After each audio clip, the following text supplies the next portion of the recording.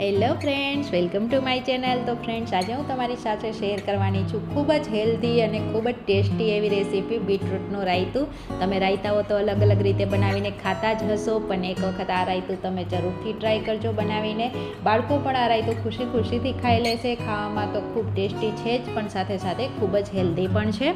તો ચલો video start કરીએ. અને હા ફ્રેન્ડ્સ, વિડીયો સ્ટાર્ટ કરતાં પહેલાં તમને રિક્વેસ્ટ છે કે તમે મારી ચેનલ ઉપર નવા હોય અને ચેનલને હજી સુધી સબસ્ક્રાઈબ ના કરી હોય તો નીચે રહેલા સબસ્ક્રાઇબ બટન ઉપર ક્લિક કરી દેજો અને સાથે રહેલા બેલ આઇકનને પણ પ્રેસ કરી દેજો, જેથી તમને મારા દરેક વિડીયોના નોટિફિકેશન મળી જાય. સબસ્ક્રાઇબ કરવું બિલકુલ ફ્રી છે. તો ચલો વિડીયો સ્ટાર્ટ કરીએ. તો રાયતું બનાવવા માટે મેં અહીંયા એક મીડિયમ સાઇઝનું બીટ લઈ લીધું છે. તો બીટને આપણે ઉપરથી છાલ કાઢી અને ગ્રેટ કરી લઈશું.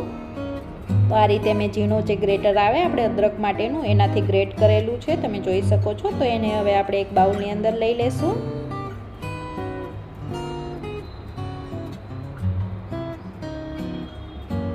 અને સાથે જ આપણે 1 કપ જેટલું દહીં લીધેલું છે. મેં અહીંયા 250 ml જેટલું દહીં છે, તો એને પણ એડ કરી દઈશું બીટ સાથે. તો હવે આપણે એની અંદર મસાલાઓ એડ કરી દઈશું. તો અહીંયા મેં શેકેલ જીરાનો પાવડર લઈ લીધો છે, એને એડ કરી દઈશું. થોડું મેં સંચળ લીધેલું છે, તો એને પણ એડ કરી દીધું છે. સંચળનો સ્વાદ ખૂબ સારો આવે છે. થોડો મરીનો પાવડર લીધેલો છે અને સ્વાદ પ્રમાણે આપણે નમક એડ કરી દઈશું. આની અંદર તમે ચાટ મસાલો પણ એડ કરી શકો છો. અને થોડા મેં અહીંયા ફ્રેશ કાપેલા ધાણાભાજી એડ કરેલા છે. હવે બધી વસ્તુને સરખી રીતે મિક્સ કરી દેવાની છે.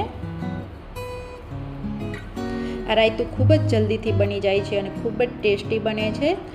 બસ 5 મિનિટમાં આ રાયતું બનીને તૈયાર થઈ જાય છે. હવે સરખી રીતે બધું મિક્સ કરી દીધું છે મેં, તમે જોઈ શકો છો. તો હવે એને આપણે એક વઘાર કરી લઈશું. એના માટે તો વઘાર કરવા માટે મેં થોડું એવું તેલ લઈ લીધું છે, એને ગરમ કરી લીધું છે. તો ગરમ થાય તેલ એટલે આપણે એની અંદર થોડી એવી રાઈ એડ કરી દઈશું, થોડું જીરું એડ કરી દઈશું અને ચપટી એવી હિંગ એડ કરી દેવાની છે અને કરી પત્તા એડ કરી દેવાના છે. હવે ગેસની ફ્લેમને આપણે ઓફ કરી દઈશું અને વઘારને આપણે રાયતા ઉપર એડ કરી દઈશું.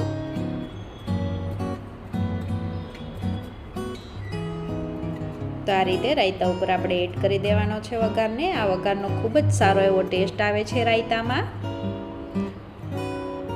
હવે એને થોડું મિક્સ કરી દઈશું. આને તમે બીટરૂટનું સલાડ પણ કહી શકો છો.